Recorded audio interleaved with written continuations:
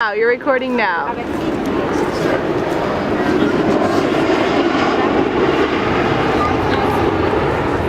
I'm happy to join with you today what will go down in history as the greatest demonstration for freedom in the history of our nation. 50 years ago, the great American in whose symbolic shadow we stand today signed the Emancipation Proclamation.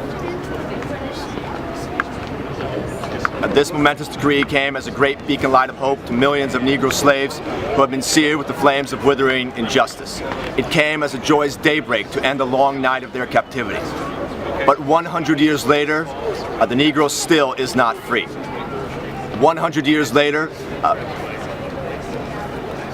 the life of the Negro is still sadly crippled by the manacles of segregation and the chains of discrimination. 100 years later, the Negro lives on a lonely island of poverty in the midst of a vast ocean of material prosperity. 100 years later, the Negro is still languishing in the corners of American society and finds himself in exile in his own land. And so we have come here to dramatize a shameful condition. In a sense, we have come to our nation's capital to cash a check.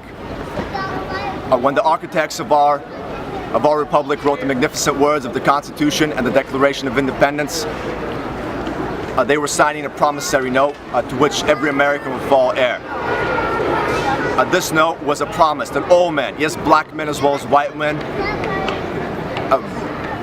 would be guaranteed the unalienable rights of life, liberty, and the pursuit of happiness.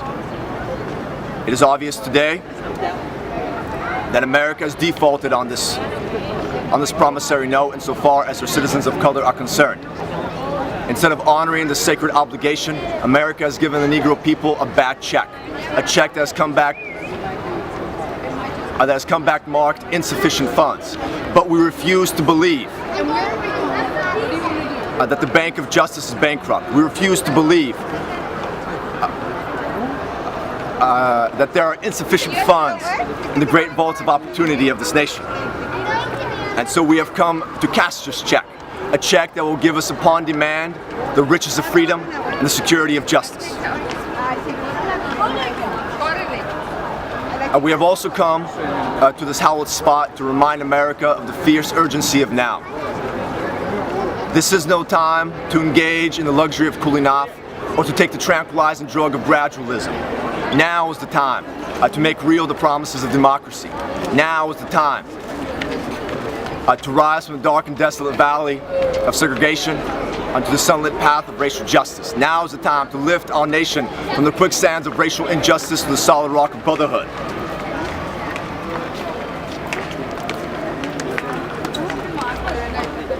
Now is the time. Now is the time to make real the promises of justice for all of God's people. Or, yeah, it's okay. Now is the time, what? To make justice a reality. Yeah, okay, now is the time to make justice a reality for all of God's children. It would be fatal for the nation to overlook the urgency of the moment. This sweltering summer of the Negro's legitimate discontent will not pass until there is an invigorating autumn of freedom and equality. 1963 is not an end but a beginning. Those who hope the Negro needed to blow off steam and will now be content will have a rude awakening if the nation returns to business as usual. There will be neither rest nor tranquility in America until the Negro is granted his citizenship rights. The whirlwinds of revolt will continue to shake the foundations of our nation until the bright day of justice emerges. But I have something to say to my people who stand on the warm threshold which leads into the Palace of Justice. In the process of gaining our rightful place, we must not be guilty of wrongful deeds. Let's not seek to satisfy our thirst for freedom by drinking from the cup of bitterness and hatred. We must forever conduct our struggle on the high plane of dignity and discipline.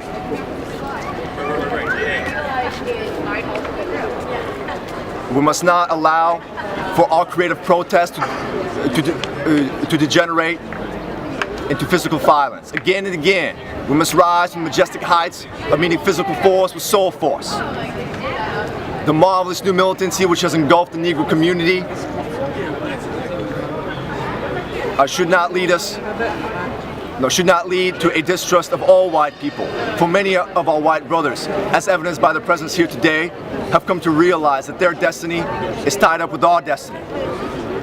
They have come to realize that their freedom is inextricably bound with our freedom. We cannot walk alone.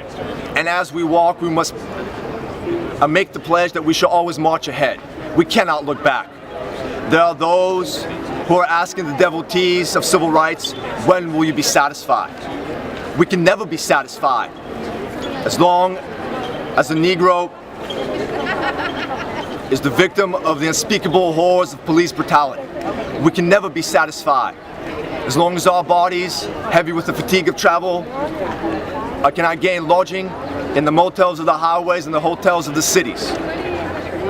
We cannot be satisfied as long as the Negro's basic mobility is from a smaller ghetto to a larger one. We can never be satisfied as long as our children are stripped of their selfhood and robbed of their dignity by signs stating for whites only. We cannot be satisfied as long as a Negro in Mississippi cannot vote and a Negro in New York believes he has nothing for which to vote. No, we are not satisfied, and we will not be satisfied until justice rolls like waters and righteousness like a mighty stream.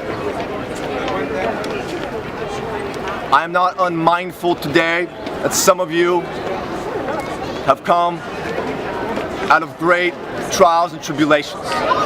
Some of you have come fresh from narrow jail cells. Some of you have come from areas where your quest for freedom has left you battered by the storms of police of persecution and staggered by the winds of police brutality.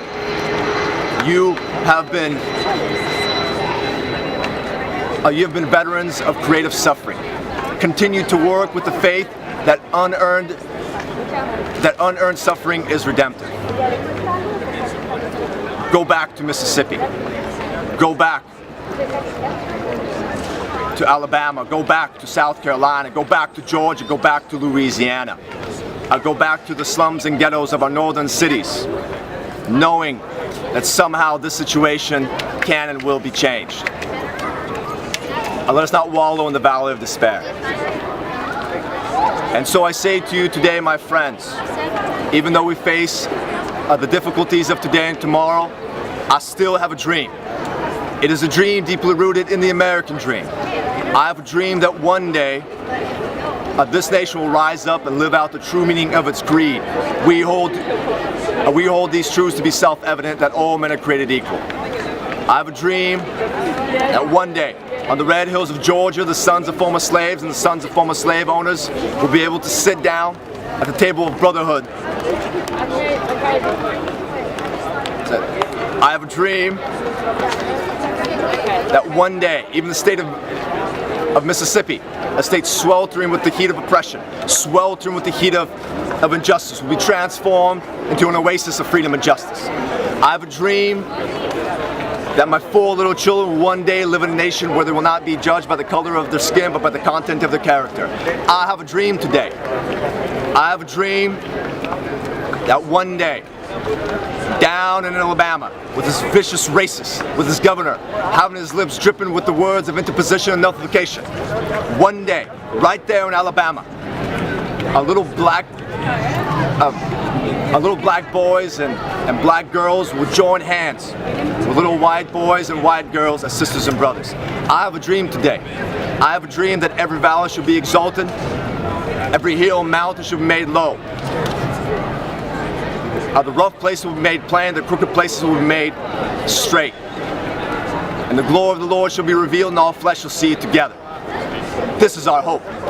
This is the faith that I go back to the South with. With this faith, we'll be able to hew out the mountain of despair a stone of hope.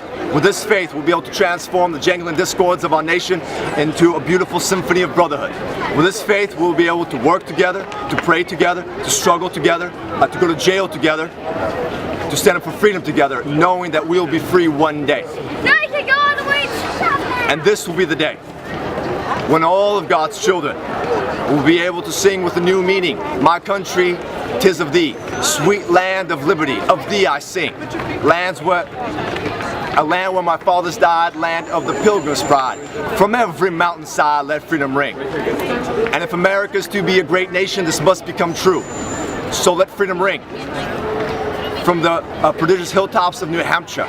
Let freedom ring from the mighty mountains of New York. Let freedom ring from the tightening Alleghenies of Pennsylvania. Let freedom ring from the snow-capped Rockies of Colorado. Let freedom ring from the curvaceous slopes of California.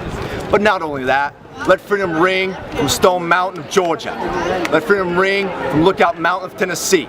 Let freedom ring from every hill, molehill of Mississippi. From every mountainside, let freedom ring. And when this happens, when we allow freedom to ring, when we let it ring from every village and every hamlet, from every city and every state, we'll be able to speed up that day when all of God's children, black men and white men, Jews and Gentiles, Protestants and Catholics, will be able to join hands and sing in the words of the old Negro spiritual, free at last, free at last. Thank God Almighty, we are free at last. Was that like most of the